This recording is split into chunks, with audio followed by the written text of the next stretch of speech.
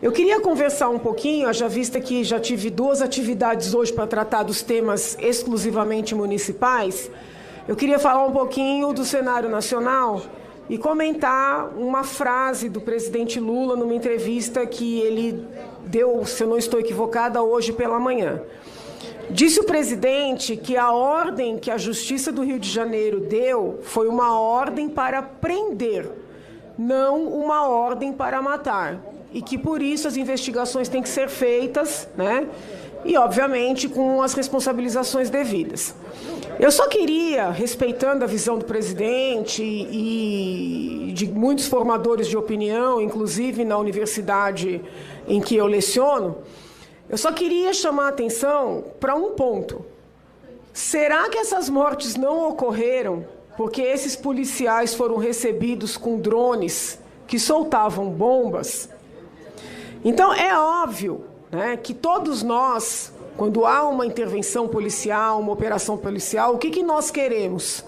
Que os policiais saiam vivos e não feridos, que aquelas pessoas que não têm nada a ver com a operação permaneçam vivas, não sejam feridas, e que aquelas pessoas que eventualmente tenham qualquer ligação com o crime sejam presas, né, investigadas, processadas.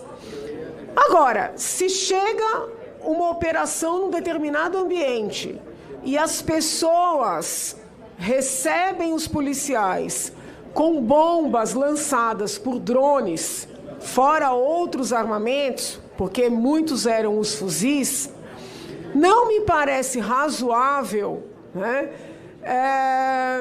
partir do pressuposto de que aqueles funcionários públicos sejam ou seriam criminosos. Esse tipo de fala, né, desconstrói, não colabora, sobretudo no momento que nós estamos atravessando. O que quer o presidente da República, o que querem, né, esses formadores de opinião que estão criminalizando os policiais e vitimizando as pessoas que enfrentaram os policiais? Querem que o policial entre numa área, né, sem nenhum armamento, com o peito aberto para morrer? Querem que o policial, quando enfrentam uma resistência com fuzil e com bomba, saia correndo? O que querem essas autoridades? É muito importante ficar atento aos detalhes, né, dos dados e fatos que começam a vir à tona. No momento da operação, havia pessoas do país inteiro reunidas num treinamento paramilitar. Eu não estou criando isso, né? Existem vídeos. Na própria DPF 635, quando o ministro Alexandre de Moraes votou, ele registrou que esses treinamentos estavam acontecendo naqueles locais. Então, foi durante um treinamento paramilitar, uma espécie de um congresso, que reunia pessoas ligadas ao crime do país inteiro, que aconteceu aquela operação policial. Inclusive, agora estão falando em vazamento. Eu não acredito em vazamento, porque se tivesse havido vazamento, aquelas pessoas não estariam ali, né, esperando a operação. Penso eu que a operação foi bem pensada, bem planejada, para encontrar aquelas pessoas em um verdadeiro congresso do crime. Eu quero aqui dizer que eu tenho muito respeito a todas as famílias daquelas pessoas que foram mortas no conflito com a polícia. Como professora de direito penal, eu entendo que nós não podemos estender responsabilidade penal, culpa, para os familiares. As mães, as filhas, os familiares em geral, as esposas, elas sofrem pela perda.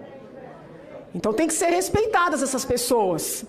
Agora, é importante também entender que aquelas pessoas, quando chegaram para reconhecer os corpos de seus entes queridos, muitas verbalizaram. Eu lembro de uma mãe falando o seguinte: eu não vou ser hipócrita. Meu filho estava aqui numa reunião, meu filho infelizmente se perdeu no meio do caminho. Um pai que foi entrevistado. Quantas vezes eu pedi para esse menino? Com isso, eu não estou dizendo o seguinte: se a pessoa está no crime, merece morrer. Como eu disse no início, vamos apurar, vamos processar, vamos prender. Mas ali, né, o que aconteceu ali? Os policiais subiram e foram enfrentados com bombas lançadas por drones. Então, é um contexto, eu estou finalizando, é um contexto completamente diferente e que precisa ser analisado como tal. Nós não podemos, eu vejo muitas vezes a esquerda, os apoiadores do presidente, politizando, dizendo que o governador do Rio está politizando, mas nós não podemos politizar também, demonizando aqueles profissionais. E eu fecho só fazendo uma referência às falas reiteradas do ministro da Fazenda, ex-prefeito Fernando Haddad. Ele diz o seguinte: vamos asfixiar o crime pela lei de lavagem de dinheiro, né? Pelo combate à sonegação. É um caminho, mas se você tem uma situação aberta de treinamento com fuzil, aberta paramilitar, nós não podemos deixar a coisa acontecer.